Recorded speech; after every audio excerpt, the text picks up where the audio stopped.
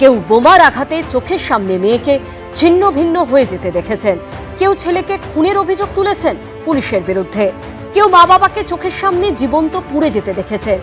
ঝড় বৃষ্টিতে বিদ্যুৎহীন হয়ে পড়ে থাকা কাকদ্বীপেও শুনতে হয়েছে শর্ট সার্কিটের তত্ত্ব। এদের সবার দাবি একটাই, বিচার। আর সেই দাবি নিয়ে মঙ্গলবার বিধানসভায় মুখ্যমন্ত্রীর সঙ্গে দেখা করল 3 স্বজনহারা পরিবার। বিচারের আশায় দেখতে দেখতে 1 বছর। গত বছর এই দিনেই তৃণমূলের জয়োল্লাস থেকে ছোড়া বোমার আঘাতে ছিন্ন ভিন্ন হয়ে গিয়েছিল নদিয়ার কালীগঞ্জের ছোট্ট তামান্না। তারপর থেকে বিচারের দাবি নিয়ে ছুটে বেড়াচ্ছেন তামান্নার মা সাবিনা ইয়াসমিন। এদিন বিধানসভায় মুখ্যমন্ত্রী শুভেন্দু অধিকারীর সঙ্গে দেখা করলেন তিনি। নিজের ঘরে বসিয়ে তার সঙ্গে কথা বললেন শুভেন্দু অধিকারী, আশ্বাস দিলেন বিচারের। আমি যাদের চাই বিচারটুকু আমি চাই, শাস্তি চাই, যারা দোষী তাদের শাস্তি চাই। তো উনি আমাকে আশ্বস্ত করলেন যে ওনার শাস্তি উনি দেবেন, উনি আছেন, দেখছেন এবং দেখবেন। পুরোপুরিভাবে আমাকে আশ্বস্ত করলেন। আমি ভরসা নিয়ে ফিরে আসলাম, ভরসা পেলাম। সাবিনা ইয়াসমিনের মতোই আরেক সন্তানহারা সালিম খান, আনিস খানের বাবা, মঙ্গলবার বিধানসভায় তার সঙ্গেও দেখা করেন মুখ্যমন্ত্রী। শুভেন্দু অধিকারীর সঙ্গে কথা বলেন কাকদ্বীপের নিহত সিপিএম সমর্থক দম্পতির ছেলে দীপঙ্কর দাস। মুখ্যমন্ত্রীর সঙ্গে দেখা করা হয় এবং তিনি এনাকে ডিজিপিকে ডাইরেকশন দেন আমাদের যে কী ঘটনা হয়েছে সেটা পুঙ্খানুপুঙ্খ এনার কাছে ডিটেলস বলতে। আমরা সেই আমাদের বক্তব্য, আমরা 3টে পরিবার এসেছিলাম, আমাদের বক্তব্য সেটা আমরা দিয়েছি। বিগত সরকারের যে আমরা যে বিচারে আসে আমরা অপেক্ষা করছিলাম, এই সরকারের কাছে আমরা অনেক প্রত্যাশা আছে এবং সেই অনুযায়ী আমরা এসেছিলাম। আমরা সেই আশাই আছি আমরা সেই বিচারটা পাবো। আনিসের ঘটনাটা তদন্ত সঠিক পাইনি বলে আজ সিএম সাহেবের কাছে আমি এসেছিলাম।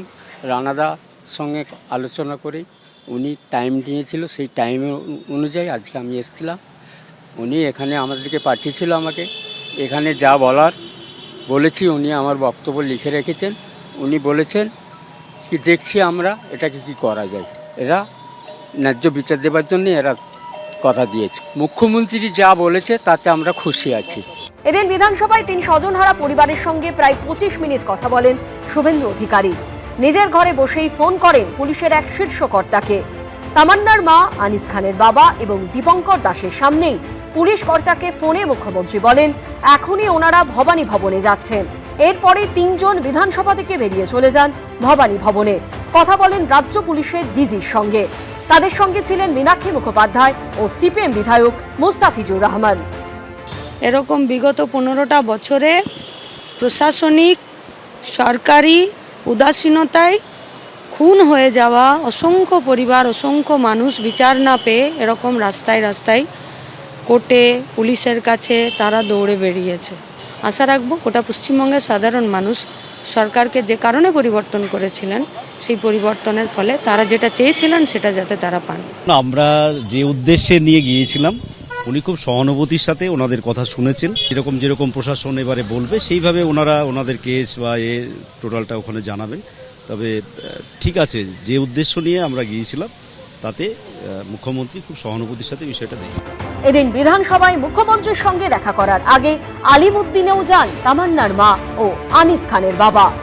উজ্জ্বল মুখোপাধ্যায়, সন্দীপ সরকার ও আবির দত্তের রিপোর্ট, এবিপি আনন্দ। এবিপি আনন্দ, এগিয়ে থাকে, এগিয়ে রাখে।